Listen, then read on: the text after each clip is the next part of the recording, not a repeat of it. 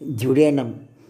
జుడేనం అంటే ఇది కడుపు నుండి వచ్చే ఆహారాన్ని స్వీకరించి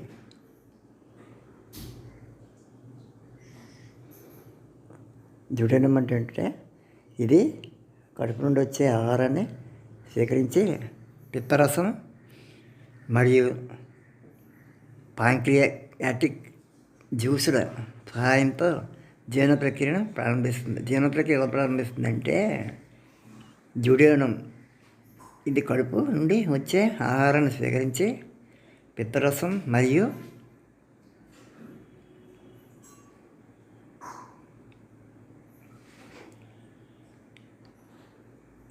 పాంక్రియాటిక్ జ్యూసుల సహాయంతో జీర్ణ ప్రక్రియను ప్రారంభిస్తుంది.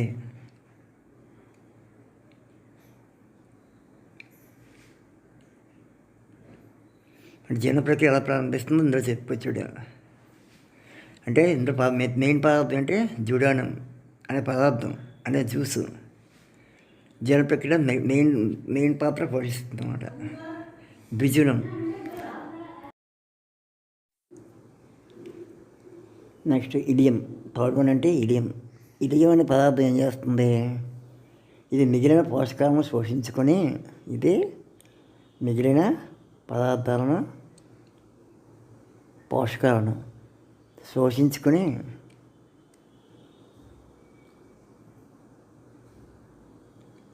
అవశేషాలు అంటే మిగిలిపోయింది పెద్ద పేరుకి లార్జ్ ఇంటెస్టైన్ పంపుతుంది అన్నమాట. ఏం చేస్తుంది? దీని ఇలియం అనే పదార్థం ఏం చేస్తుంది? మిగిలిన పోషకాలను తీసుకుంటుంది అన్నమాట, పంపిస్తుంది. అలాగే కార్బోహైడ్రేట్లు, ప్రోటీన్లు, కొవ్వులు జీర్ణం చేయడం, విటమిన్లు, ఖనిజాలు, నీరు, గ్లూకోజ్ వంటి పోషకాలను రక్త ప్రసరణలోకి తీసుకుని రావడం. ఇది కార్బోహైడ్రేట్,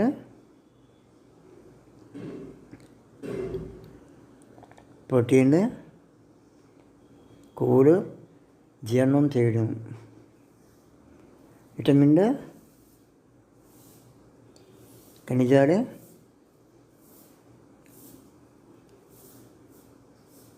నీరు, గ్లూకోజ్ వంటి పోషకాలను రక్త ప్రసరణలోకి తీసుకుని రావడం. రోగనిరోధక వ్యవస్థలో సహాయపడే లెమ్యూనెట్ కణజాలను ఉత్పత్తి చేయడం. Next large intestine.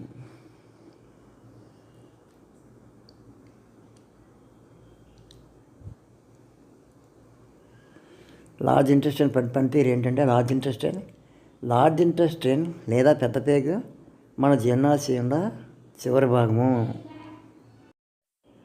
Large intestine పనితీరు.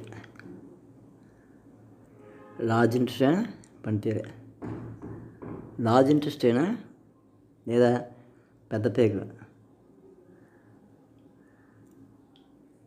మన జీర్ణాశయంలో చివరి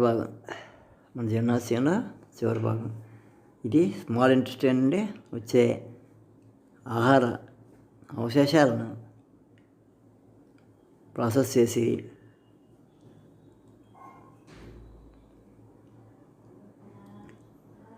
వాటి నుంచి నీరు మరియు ఖనిజాలను తిరిగి శోషించి మలాన్ని రూపొందిస్తుంది. వచ్చే ఆహార అవశేషాలను ప్రాసెస్ చేసి వాటి నుండి నీరు మరియు ఖనిజాలను తిరిగి శోషించి మలాన్ని రూపొందిస్తుంది, మలాన్ని తయారు చేస్తుంది పెద్ద పేగు తయారు చేసే విధానం ఏంటంటే నెక్స్ట్ భాగాలు. సిక్కం. ఫస్ట్ తింటే సిక్కం. ఇది లార్జ్ ఇంటెస్టైన్ మొదటి భాగం.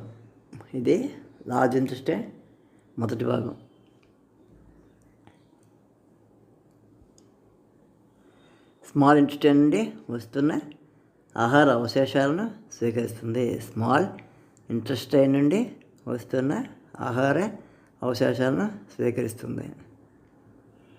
Next one colon.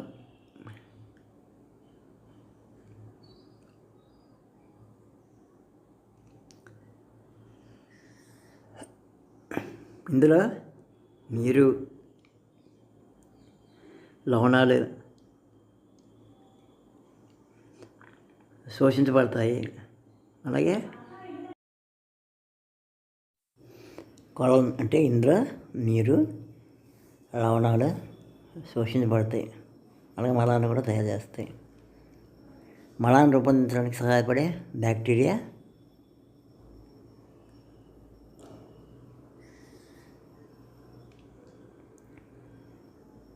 మలాన్ని రూపొందించడానికి సహాయపడే బ్యాక్టీరియా క్రియాశీలకంగా పనిచేస్తాయి.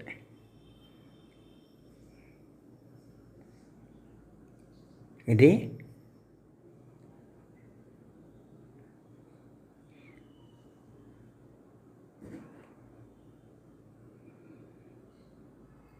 ఆరోహణ, అడ్డంగా అవరోహణ. ఇది ఆరోహణ, అడ్డంగా అవరోహణ మరియు సిగ్మాయిడ్ కోలన్ అనే 4 భాగాలుగా ఉంటుంది. ఎన్ని భాగాలు ఉంటుంది?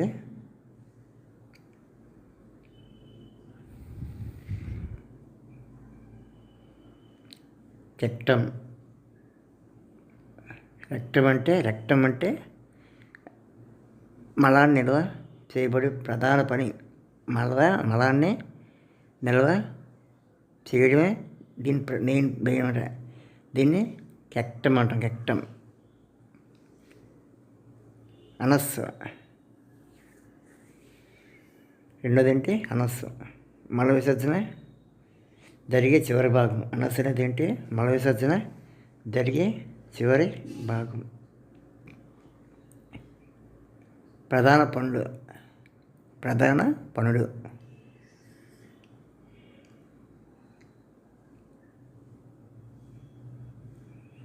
నీరు మరియు ఖనిజ పునరుద్ధరణ. నీరు మరియు ఖనిజాల పునరుద్ధరణ. మల సృష్టి మరియు నిల్వ.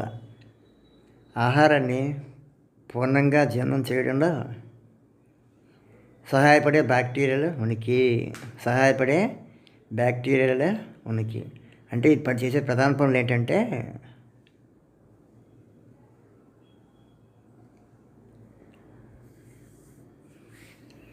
నీరు మరియు ఖనిజాల పునరుద్ధరణ, మల సృష్టి మరియు నిల్వ,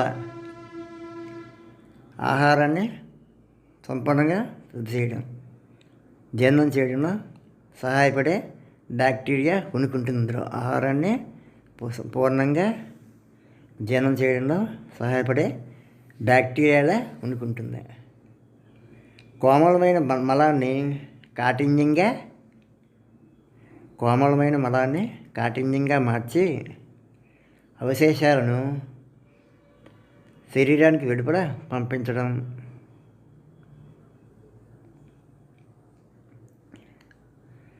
ఆహారాన్ని పూర్ణంగా జీర్ణం చేయడంలో సహాయపడే బ్యాక్టీరియాల ఉనికి అన్నమాట. ఇది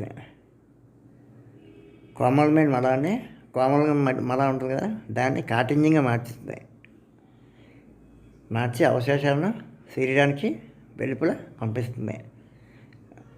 అంటే దీని తాలూకా జీర్ణ ప్రక్రియ ఎలా జరుగుతుంది? Large intestine, small intestine.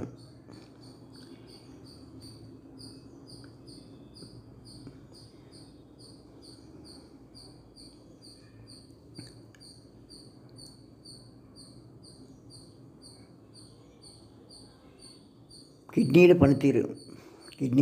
పనితీరు. నెక్స్ట్ పార్ట్ అంటే కిడ్నీలు శరీరంలోని ముఖ్యమైన అవయవాలు.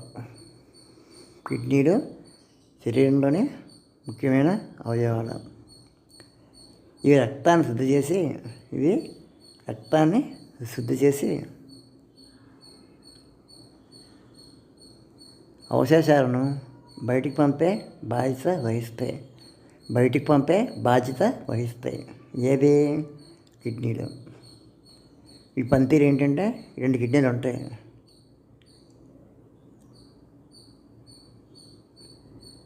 శరీరంలో ముఖ్యమైన అవయవం అన్నమాట. ఇవి రక్తాన్ని శుద్ధి చేసి అవశేషాలను బయటికి పంపే బాధ్యత వహిస్తాయి. ఇప్పటిదాకా ఈ వీడియో చూసిన ధన్యవాదాలు. మరిన్ని వీడియోలు చూడండి. Until then bye.